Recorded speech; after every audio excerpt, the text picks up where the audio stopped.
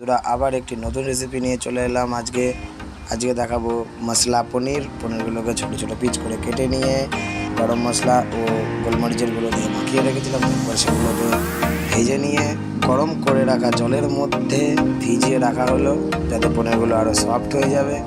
এরপরে দেখতে থাকুন, কিছুক্ষণ ভিজবে, তারপরে চলুন দেখে নেওয়া যাক এর মধ্যে কী কী মশলা যাবে, সেগুলোকে দেখে নিই।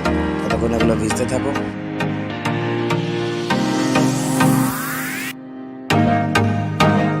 মশলা জিরা, ধনিয়া, লঙ্কা, গোটা গরম মশলা এবং টমেটো কুচি। দেখে নেওয়া যাক। এটা টক দই ফাটিয়ে নিচ্ছি। টক দই ফাটিয়ে নেওয়া হয়ে গেছে। এবার কড়াইতে তেল গরম করে দিয়ে দিলাম গোটা গরম মশলা। এবার দেওয়া হবে টমেটো কুচিগুলো।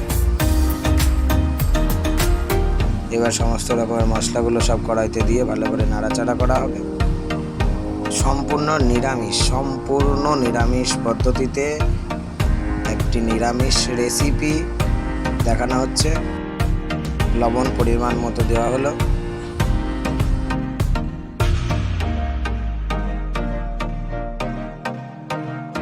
লবণ দেওয়ার পর একটু খানিকক্ষণ নাড়াচাড়া করা হবে, একটু টমেটোগুলো গলে যাবে।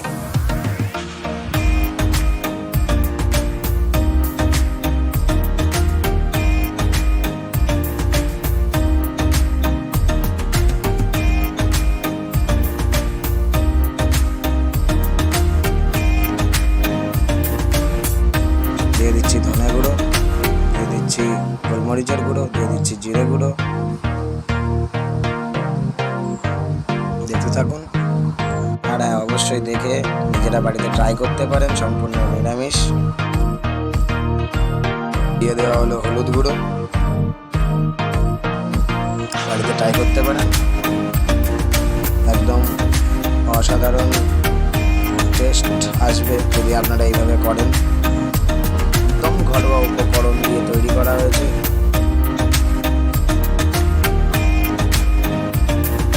দেওয়া হচ্ছে ফাটিয়ে রাখা টক দইটা।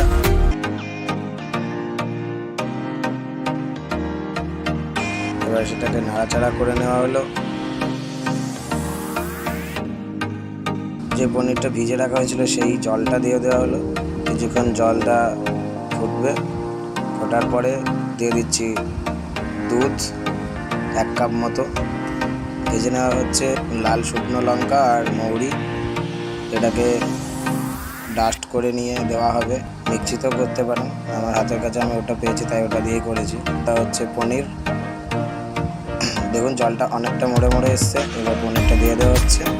এবার একটু ভালো করে নাড়াচাড়া করে কিছুক্ষণ ফুটতে দেওয়া হবে।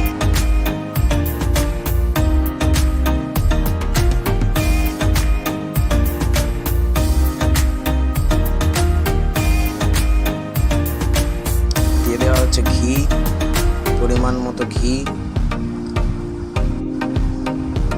দেখতে পাচ্ছেন রেডি হয়ে গেছে পনির মশলা।